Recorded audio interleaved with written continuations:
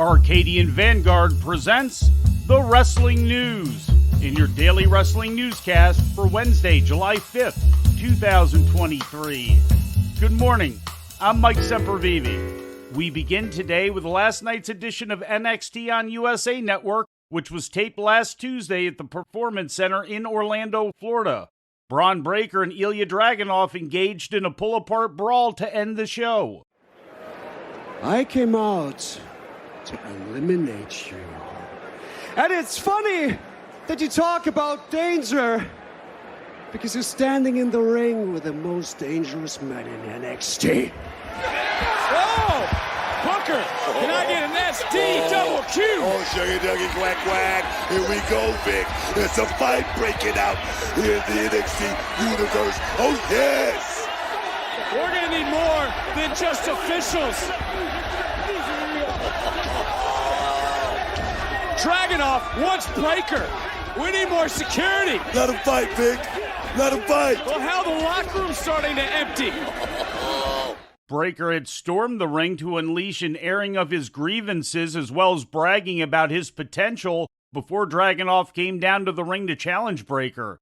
Dragunov claimed that Breaker was the only thing standing between him and the NXT title.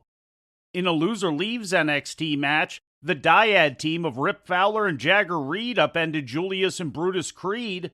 The finish came when the referee's back was turned as he tended to the seconds for both teams, Ava Raine and Ivy Nile, who were fighting in the ring. A masked man jumped onto the ring apron and headbutted Julius, leading to the finish. Wait a minute! Who the hell? Who is... Someone from the crowd! One of those followers! The referee didn't see it, was distracted by Ivy and Ava and back in the ring. Dyad taking control. No, cover, and Wow. oh my God. Wow. Mustafa Ali defeated Tyler Bate to earn a shot at Wes Lee's North American title at the upcoming Great American Bash Premium Live event on Sunday, July 30th.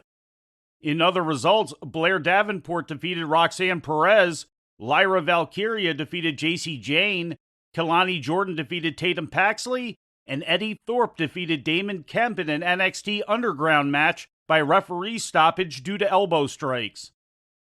New Japan Pro Wrestling ran the first of two consecutive NJPW Strong branded events inside Tokyo's Korakuen Hall on Tuesday. In the main event, El Desperado and Jun Kasai defeated Jon Moxley and Homicide in a violent battle billed as a Doomsday No DQ match after Desperado pinned Homicide. Desperado and Moxley aren't done with each other yet as the two meet again during today's main event, which is being billed as Final Death. Eddie Kingston and Rocky Romero beat the team of Kenta and Gato after Kingston pinned Gato. Kenta and Kingston meet today with Kenta's Strong Openweight Championship on the line. 13 years old.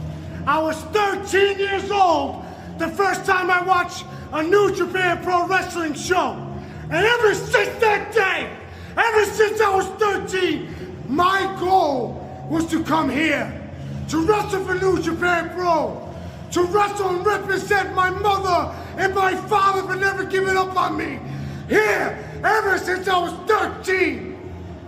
Kenta, I'll see you tomorrow night.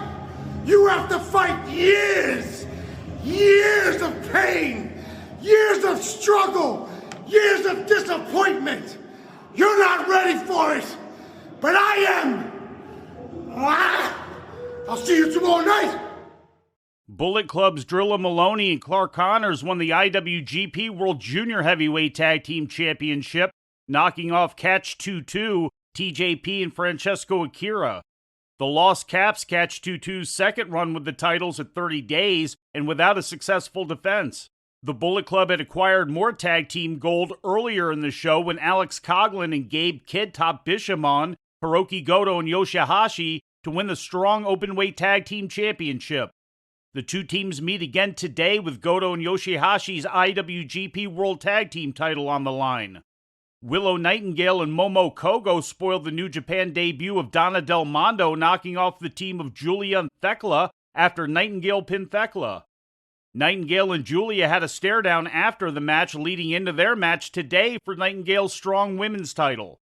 In other results, Filthy Tom Lawler pinned Kosei Fujita, Bad Dude Tito beat the DKC, Team Filthy's J.R. Kratos, Royce Isaacs, and Jarrell Nelson topped Lance Archer, Alex Zane, and Ryohei Oiwa. And in another six-man tag, Ryusuke Taguchi, Yo, and Oscar Lube defeated Kengo, Dragon Libre, and Takahiro Katori. Today's show was still in progress as we went to air this morning. We'll have a report on the event during Thursday's newscast.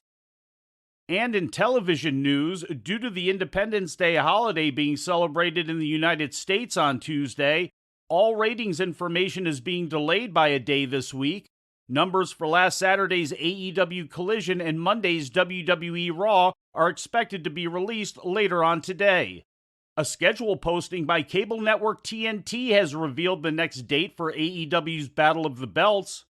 As first noted by the WrestlingObserver.com's Josh Nason, the 7th installment of the event is scheduled to take place on Friday, July 15th, with an 11 p.m. Eastern start time following that night's episode of AEW Rampage.